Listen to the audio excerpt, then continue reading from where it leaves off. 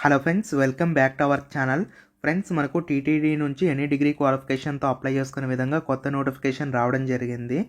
ఈ నోటిఫికేషన్ సంబంధించిన complete details అనేవి చూద్దాం. చాలా ఇంపార్టెంట్ నోటిఫికేషన్ కాబట్టి తప్పకుండా వీడియోని అయితే లైక్ చేసి ఎవరైతే మీ ఫ్రెండ్స్ ఉన్నారో వాళ్ళకి షేర్ చేయండి గైస్. ముందుగా నోటిఫికేషన్ డీటెయిల్స్ చూసుకున్నట్లయితే Shri Venkateswara Institute of Medical Sciences SVIMS నుంచి అయితే మనకి ఈ నోటిఫికేషన్ అయితే రావడం జరిగింది.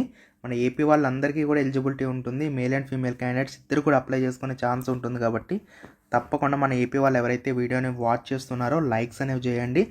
మరి వీటికి సంబంధించి మేల్ క్యాండిడేట్స్ అప్లై చేయొచ్చు, ఫీమేల్ క్యాండిడేట్స్ అప్లై చేసుకోవచ్చు. జాబ్ పోస్టింగ్ ఎక్కడ ఉంటుందంటే మీకు ఆంధ్రప్రదేశ్లో పోస్టింగ్స్ అయితే ఉంటాయి. అయితే ఇవన్నీ కూడా మనకు కాంట్రాక్చువల్ బేసిస్ కింద తీసుకుంటున్నారు కాబట్టి కాంట్రాక్ట్ పీరియడ్ ఉంటుంది. కాంట్రాక్ట్ కంప్లీట్ అయిపోయిన తర్వాత ఎక్స్టెన్షన్ చేయొచ్చు, చేయకపోవచ్చు. బట్ కాంట్రాక్ట్ ఉన్నంతసేపు కూడా మీరైతే హ్యాపీగా వర్క్ చేసుకోవచ్చు. మోస్ట్లీ ఇటువంటి జాబ్స్కి ఏంటంటే కాంట్రాక్ట్ పీరియడ్ అయిపోయిన తర్వాత కాంట్రాక్ట్ పీరియడ్ అనేది ఎక్స్టెన్షన్ చేస్తూ వెళ్తూ ఉంటారనమాట. వాళ్ళకి రిక్వైర్మెంట్ ఉన్నంతసేపు కూడా ఈ విధంగా కంటిన్యూ చేస్తూనే ఉంటారు.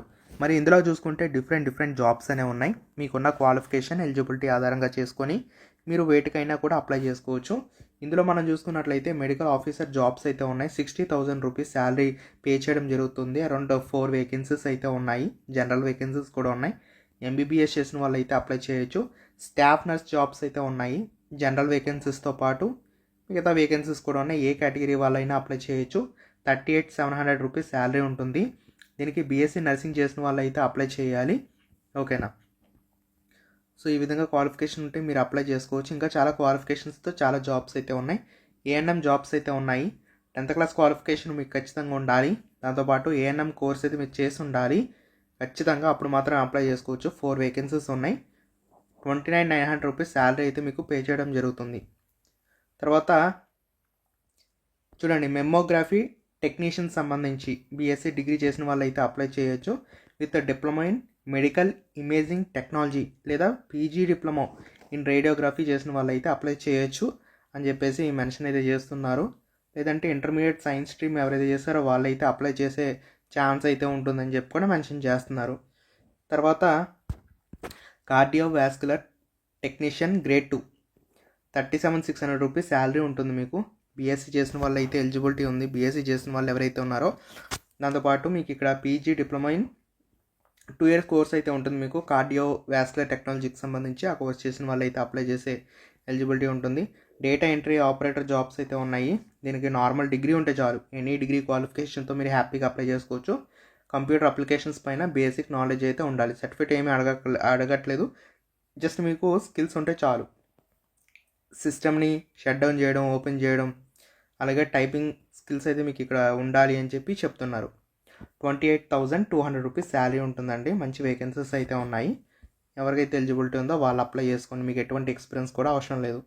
తర్వాత మనకు పబ్లిక్ రిలేషన్స్ ఆఫీసర్ సంబంధించి 45,800 రూపీస్ శాలరీ అయితే ఉంటుంది.